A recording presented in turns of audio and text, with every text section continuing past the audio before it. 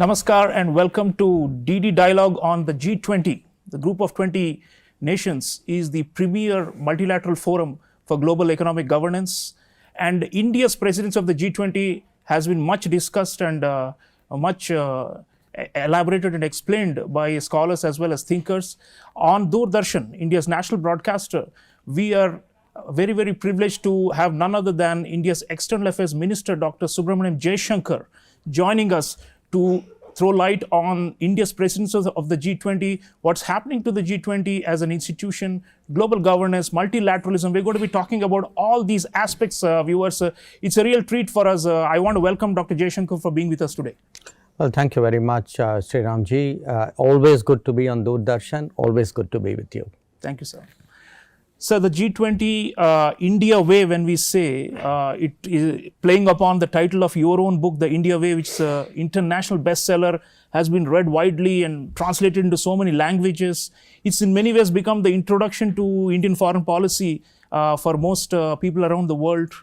And a sizable portion of the book you have devoted to our commitment to multilateralism and to our ethos of Vasudhaiva Kutumbakam and all these things. So we'd like you to start, Dr. Jaishankar, by talking about what is it about the India way and the Indian ethos, and how does it, what is the congruence with the G20? Because this is the 18th summit that we are hosting in 2023. Many countries have done prior to us and will continue and take over the baton from us. But this moment, 2023, is so special. And how does it tie to the India ethos and the India way, sir? Well, it's interesting that you made that connection because, you know, to me, India Way had three concepts. One was, it was very important to understand the larger environment, the global environment. The second was that, in a way, within that environment, how do you focus on priorities? How do you select priorities? How do you define priorities? And the third is, how do you actually get it done, which is the Indian way, you may say. So look at the three of them. Why is our presidency of the G20 important? The first reason is the environment. That the world environment today is very difficult. You have a very sharp east-west polarization. You have very big north-south divides, gaps. Which have grown during this COVID period due to and aggravated by conflicts. The second is, within this larger universe of problems, what are the priorities? And we have focused on the priorities using the concept of Global South. That the key priorities today in the world are sustainable development growth. How do you maintain it? How do you ensure it doesn't regress? How do you today ensure the resources for green development? How do you ensure that there is the digital opportunities are not missed by many countries? So you make, in a sense, a key set of issues.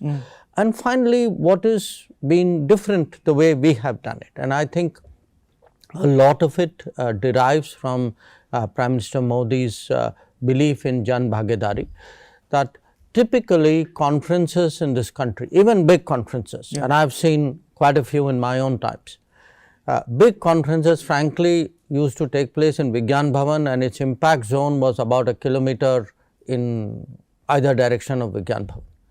The idea that you can actually take opportunity for leadership and for bringing, your summoning powers, your influence, and have this become a participative exercise, that to do it in 60 cities, to do it in every state and union territory, to involve people. I mean, if you look at it today, the youth of the country is involved, scientists of the country are involved, academicians are involved, cultural figures are involved.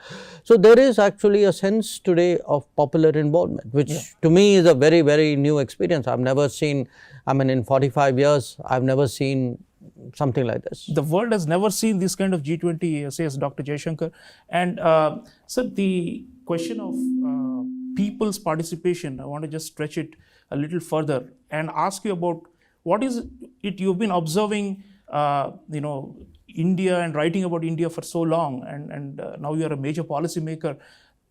Indians as a people have really taken the ownership and the stakeholdership of this G20.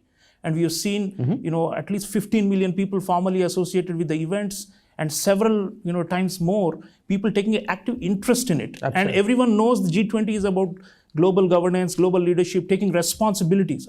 So we'd like you to reflect on why you think this juncture in history, why we seem to be ready for global leadership as a people and as a society. Well, I would say, especially in the last decade, there have been multiple realizations in the country, in our society. One, for a variety of reasons, people believe today that the world matters much more to their daily lives, to their challenges, to their opportunities. They're both, I would say, good and not so good reasons for it. They see, for example, today the opportunities of the world, travel, tourism, workplace, technology, all of that is there. At the same time, they've also seen during COVID that something that started in another city, to our north, far away, came back and completely took over our lives. So I would say the average person intuitively today is far more globalized. It's also because we today, the screen time we all spend is so much more. We get up in the morning and our first reaction is really, what is it that I have missed when I was sleeping? So there's a natural inclination to reach out to the world, and it's become internalized with all of us here. And perhaps, and I would say it is across location, it is across generation, it is across profession, it is across income. So that connection with the world. The second, I would say, is also a stronger sense of capability and contribution. The feeling that we Indians, we make a difference. That when we see, it could be the fact that when you see our own ability to secure our students in Ukraine, or the fact that you go out to an earthquake in Turkey and are among the early responders, or the fact that there's a successful Chandrayaan-3 mission. So the belief in this country that we can do more, we should be doing more, and that's very interesting because in many societies actually, societies are retracting, that they are turning inwards. Whereas I think today what is different about India is especially the younger generation, I would say, far more globalized, far more optimistic. It's also in some ways an outcome of our demographics that for us today, the world will be a growing workplace, that an era of a knowledge economy will require the movement in the mobility of talent and skills. So people see that today. It could be different professions. You see many more Indians traversing around the world, and the younger generation doesn't see that as a challenge. Someone say, when I was starting off my work life, to me, I would have probably been intimidated at the idea of going out. That's not the case. People deal with it much more naturally. Yeah, so we are much more comfortable with the idea of India being at the center of the world, cynosure of all eyes. And I would say, Sreeram, we are much more confident. We are much more confident about ourselves. I think the last decade, what we have done has given that feeling to society. See, even in adversity, there are societies which have been really shattered by COVID. They're still picking up the pieces, they're still feeling the pain. Whereas you look at the resilience in India, that sense, yes, it was traumatic, but we set up the systems, we could respond to it, we created our vaccine, we were able to get, the biggest vaccination program in the world done. And so the credibility on the world stage, and especially at the G20 in the multilateral fora, also derived from the domestic strengths, isn't it? I mean, these are not really, you can't compartmentalize them. And so what you're saying is that we are also being taken much more seriously because of this, the accumulation of achievements in governance. And you've also often spoken about how our domestic attributes are now, becoming international preferences. That is the sign of a rising power, especially at G20s. You are absolutely right. Today, as I said at the start, we have these two big contradictions, if you would, the East-West polarization, the North-South divide. And we have that ability today to bridge this. But even if you look at a bridge, sometimes the credibility of the bridge is also an issue. A country which has delivered today so strongly, when I go out in the world and it may interest your viewers to know, a lot of the conversations I have, they're not about Indian foreign policy. They're actually about Indian domestic happenings.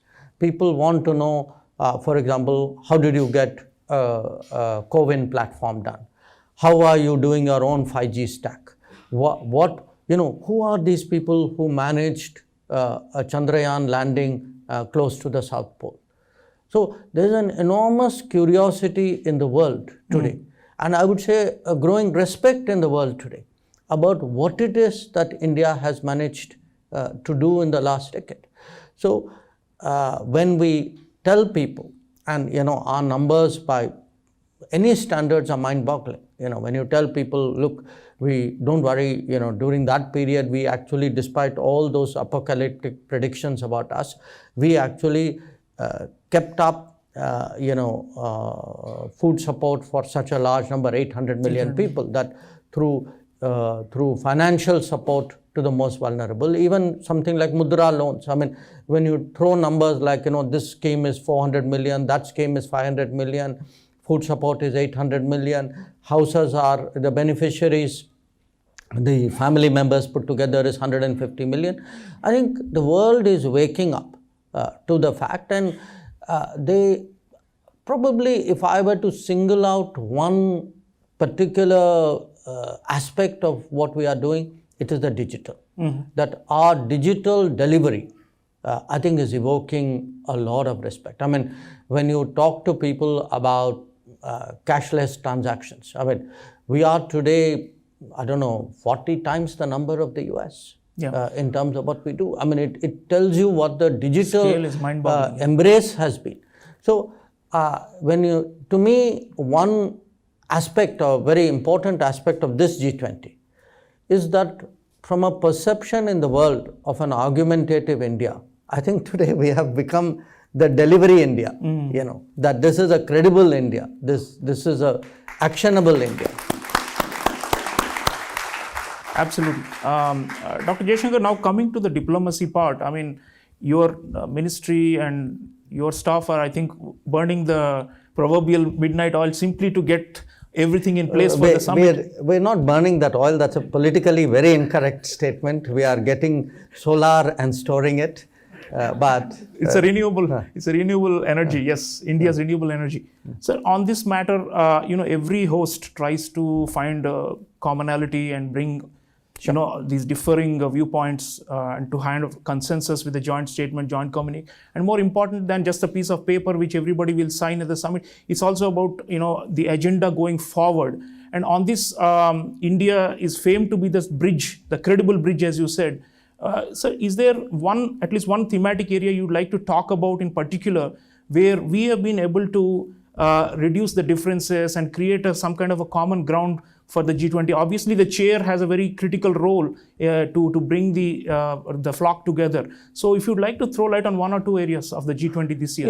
I don't want to jump the gun. I think we have to wait till the 10th of September to see what the outcomes are. But rather than talk about a theme, when I said that there's an environment and then there are priorities, I want to emphasize the priorities.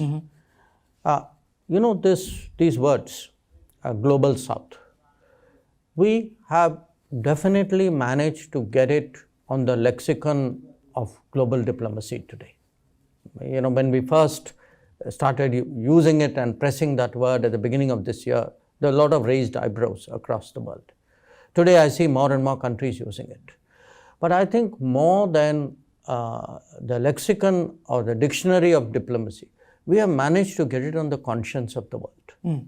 That we have managed to take, when you say global south, what are we talking about? We are talking today of debt, of food prices, of energy prices, of the ability to provide resources for education and nutrition and health, of affordable, accessible health, of not just setting ambitious targets, which are very much easier to do, but of providing resources, to assured resources to reach that. So there are a whole set of issues today. When the moment you say the focus is on global south, from that directly there are a set of focus issues that come. The focus issues are exactly what I lay out to you. So this, to my mind, will be really what the G20 will be looking at. I mean, the G20 will be looking at, how do you today deal with the debt predicament of so many countries? How do you deal with the fact that sustainable development goals have actually regressed in the last few years because of the pandemic and the war, because of the pandemic and the conflict. They will be dealing with issues like food and fertilizer and and sometimes you're right. Often people think these are words, but many words have very practical consequences. If you look at this initiative of the Prime Minister of propagating millets, do just reflect for a moment. I'm only giving you India's case. Now, this can have global consequences. In a country like India, we produce roughly 17% millets to the wheat production. So roughly, if wheat production is 100, millet production is 16, 17, something like that. Now, millets are produced in smaller land holdings, drier land holdings, use less water, typically produced by the small farmer. The problem is a lot of them are consumed on site. They are not marketed because there's no awareness, there's no demand. Now, if you see the last year, the millet campaign, what you will see is that if you are going to increase grain production, here is a large untapped possibility. And when you travel around the world, for example, I've seen in Africa, a lot of African countries actually have grown up eating millets, by the way, just like we did. Yeah. In our own lives, younger people would be surprised to know wheat really came in a big way in 1960s and 70s. That many parts of India, even today, have, if not memories, certainly still have practice of millet consumption. So that's a very practical, you can say, okay, there's a campaign called International Year of Millets. Now, I'll give you another example. This initiative of Prime Ministers called LIFE, Lifestyle for Environmental, Lifestyle for Environment. Now, the fact is, there are so many daily practices which we can build into our lives, which actually would have a impact on the environment. So, it isn't, we should not reduce the climate action debate to a kind of a coal fundamentalism or a fossil fundamentalism. That is one aspect. That is the not, emissions side. But there are so many other aspects to it. So, and finally, a lot of it is today about resources. That how do we? It's not that there are no resources in the world. We have seen in other situations, the same amount of resources which may not be available for climate action may suddenly be mobilized for some other cause. So it's possible. So how do we deal with that resources problem more seriously?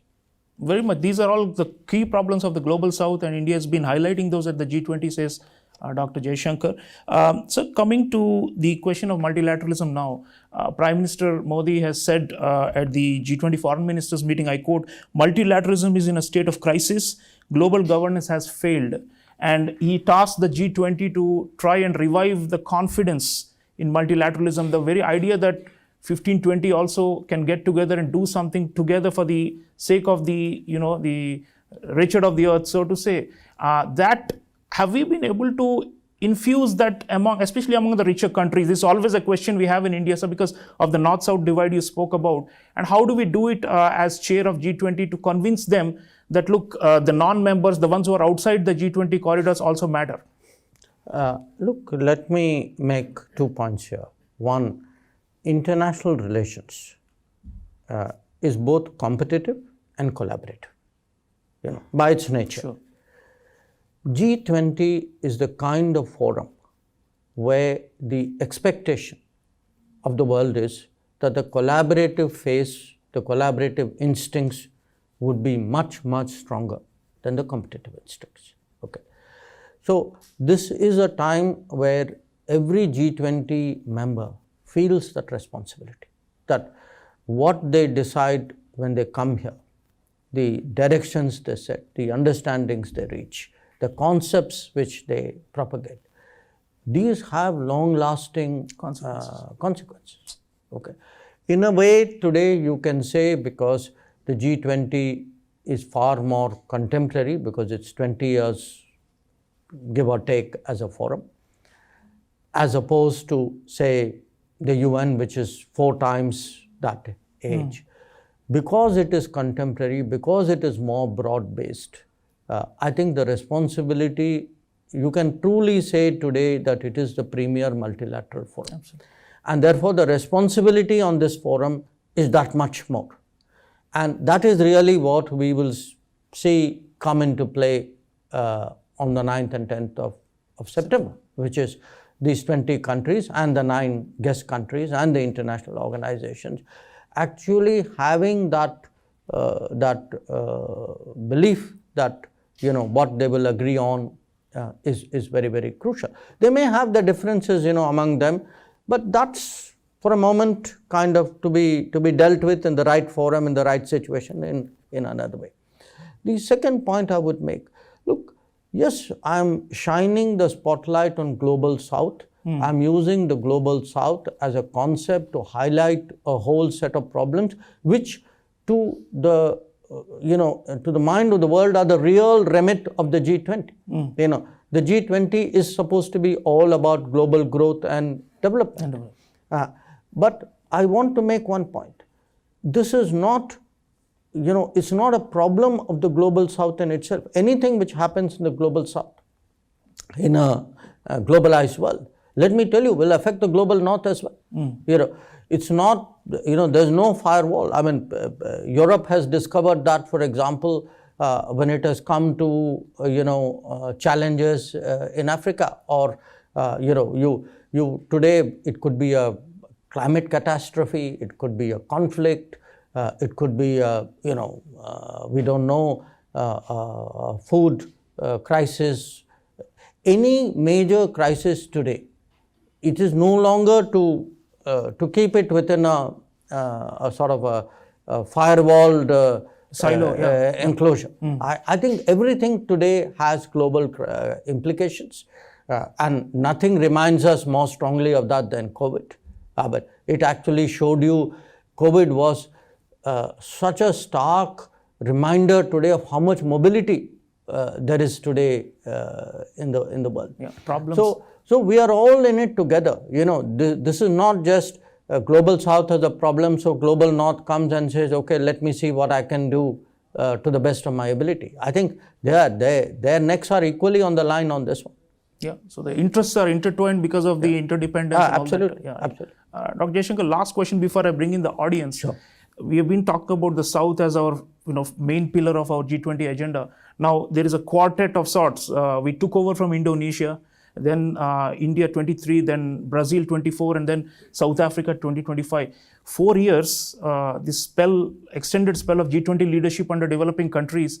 Do you think that will help in a way to steer the institution and even broader the world order and multilateralism in a more desirable and more ethical and more just direction? Because ultimately that is our objective, isn't it, as chair, to steer the entire international discourse and deliberation and decision making in a fairer and more equitable manner? Yes, I think that's a valid point. This, of course, was a complete coincidence that the flow happened this particular way. But you must also bear in mind that in the G20, there's a culture of a troika, that the previous chair, the current chair, and the next chair. So, for example, we would be the previous chair in the Brazilian presidency, like we were the future chair in the Indonesian presidency. So, there's a continuum, if you would, out here. It also, I think, is helpful that India, Brazil, and South Africa, we have our own grouping, IPSA, as countries who want to see a more democratized, fairer, a more equitable, more inclusive world. It is very much part of that. And my own sense is, that inclusiveness, which has been so much at the center of the vision of the government, especially in the last decade in India. I think to varying degrees that also has impacted outside. Many of these governments and countries have a natural sort of resonance, partiality towards that. We, of course, as I said, because we have not just spoken about inclusiveness, but have delivered on the ground. I think that is also something which is impacting people's thinking. So the combination of all of this, I think, bodes well for the direction of the G20. But what is most important right now is that in New Delhi, in the coming week, that all 20 countries come together with the fullest sense of responsibility, understand today how critical the global situation is, how many parts, how many regions of the world are actually looking towards the G20. Yes. And the fact that we did the Voice of Global South Summit, consulted 125 countries, are putting their issues on the table because they are physically not there at the table. The fact that we have taken the lead in advocating the permanent membership of the African Union in the G20. I think all these are in a way a direction in which the G20 should go, and I'm very confident that the countries coming after us will see it in a very similar light. So, viewers, Dr. Jaishankar, our External Affairs Ministry, is saying that there is a clear carry forward of Indian ideas that will continue. So the legacy of our G20 presidency is going to be lasting. We have no doubt about it. Now we have a very knowledgeable audience here in the Doordarshan studio joining us, and we have time for a few questions. May I invite Ambassador Rajiv Bhatia to start. He is a former Director General of Indian Council of World Affairs and former Indian Foreign Service officer. Thank you very much. We all stand to benefit from this wonderful conversation. I just have a small question. Africanists of India are very pleased with the continuing focus that the government has given on the cause of the Global South. And it seems to us that we are very close to attaining one of the goals, which is to get African Union membership of G20. Are there still some holdouts, and if so, are we working strongly on them in the next few days to simply secure that goal? Thank you. Thank you, sir. Let me make two comments here. One, in many ways, I think the focus on Africa, on putting forward the cause of the Global South, I think it's a very natural external reflection of how the Modi government thinks within the country. That if your fundamental domestic policy is leave no one behind, that same leave no one behind also applies beyond your borders. So to me, there are two sides of the same coin, and I would say the importance of social justice is as crucial to me in international relations as it is in domestic policy. Regarding the AU permanent membership of the G20, I think we are very confident that this will happen at the summit. there are always processes to be gone through, but I would say that I'm pretty confident on this matter. Thank you. Let me now request Professor Silvia Bottega. She is an Italian, and Italy, of course, is a G20 member state. So, Professor Bottega. Good morning, Dr. Jaishankar. Yes, I would like to ask you if in the agenda of this G20 there is an important, I think, question that probably India should more promote. For instance, creating or pushing more a regional form of economic cooperation in Asia, like there are, for instance, in Africa. There are many regional organizations below the African Union, like the South African Development Cooperation, ECOWAS, and others. You know, what role India can play in this promoting, pushing for an economic cooperation like institutionalized beyond the BRICS, beyond forms of groupings, or like revitalizing the SARC forms like ASEAN, for instance, or other forms, for having this kind of confidence and attracting investment, which can really support the global South. Thank you. At this time, I think it's natural for the G20 to look at policies and measures which would revitalize economic growth. That is very, very badly needed. Now, how to revitalize that has many aspects of it. As I said, one very important part of it is to address, for example, the debt situations of many countries. Another aspect of it is to give them the resources so that they're not resource starved as they're coming out of a COVID situation, which is the case with many of them. Your particular observation that, can the G20 get involved in creating regional architectures?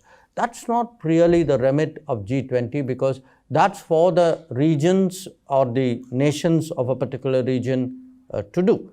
I mean, for example, we've just come out of a BRICS summit, and the BRICS countries decided that we will do a few more things, and we will also consider expanding the membership. But it's not an issue which we would really bring into the G20, because the composition of the G20 is very, very different. But I do understand the underlying message in your question, which is, are there ways by which, say, for example, can connectivity be promoted? I think there would be a lot of interest in looking at that. So there would be a whole set of issues which may not, which directly or indirectly may feed into growth and development. And I think that family of issues would really be the core agenda of what we are looking at. Right. We have time for just one last question. May I request Professor Sreeram Singh, noted scholar, please? Thank you. First of all, of course, compliments and congratulations for making 18th G20 unprecedented. Several firsts, dozens of firsts in 2023. My question flows from your initial remarks, which continued also in other rest of the conversation, of the growing polarization in East and West, and of course the divide of North and South that you mentioned.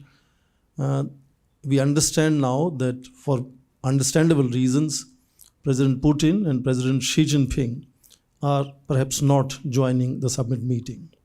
How does that impact the role of playing the bridge in this growing polarization and divide, especially when we have still 81 days? India's presidency continues for 81 days beyond the summit meeting. Is that space something that you have in mind where that reinforcement could happen? Thank you. Professor, at the end of the day, countries are represented by whoever they have chosen to represent them. So the levels of representations, do not become the final determinant of the position of a country. So, even we, there are occasions where sometimes, let us say, Prime Minister may go. There are occasions he may not go for whatever reason. So I would say rather than focus necessarily on who, which country chose to come at what level, the real issue is what position do they take when they come. That's really, finally, what is it we will remember this G20 for? We will remember this G20 for the outcomes it produced, for the fact that it suggested solutions or concepts or action avenues that were relevant to the key burning issues of the day. So for me, what is really important is more the willingness and the I would say the enthusiasm of countries, the focus of countries to actually address these key issues. As I said, I have every expectation that they would, do that in a very responsible manner, understanding today the gravity of the international situation. The other part of it, of course, is within our own country, because what it has done. I mean, the G20 actually has given me also an opportunity to travel around, see other G20 events, assess how people have responded to it. I actually have seen a huge spike and this, Professor, should be good for you, huge spike in the interest in international affairs. That, young people today have become so much more involved with what is happening in the world. They knew it intuitively, but it was one thing to see that, it's another thing to have a connect, to have a sense of ownership, to feel a sense of pride, and I must also say, it'll be very interesting to see what are even the short-term and medium-term consequences of the G20. That, will we see, for example, there are many more places in India which have shown up in the radar of global tourism. So will we see more tourists there? Will there be in different domains? Will scientists of other G20 countries know more of their Indian counterparts and therefore take forward more projects with them? Quite possible.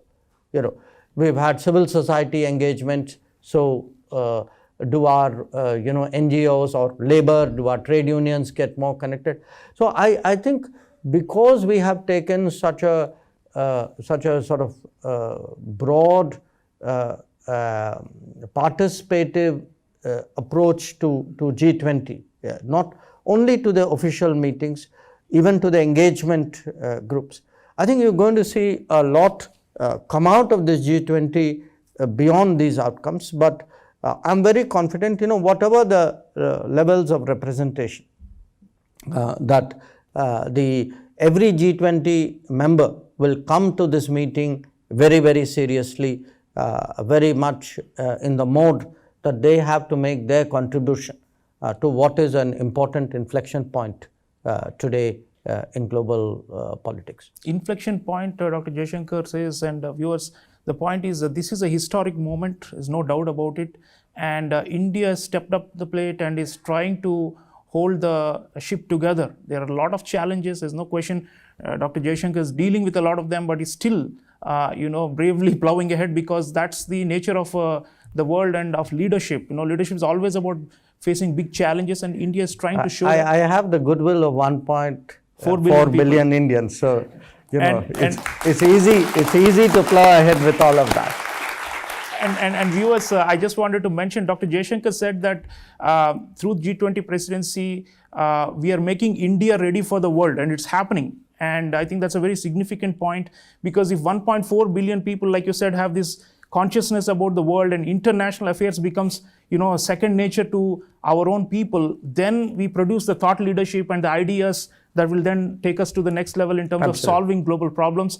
I want to thank Honorable External Affairs Ministers and this great audience for joining us today. It's a, G20 is like a, red letter mark for our country, and we are trying to do our utmost to try and resolve the enormous challenges that the world faces. All power to Dr. Jaishankar and his team. We hope that this G20 summit goes off smoothly and as expected, and it also generates those far longer impact that we are looking for, because ultimately the world will only change if institutions are strong, and we are trying to strengthen global institutions. Thank you so much for joining us, sir. May I have standing applause from the audience, please? Thank you. Thank you.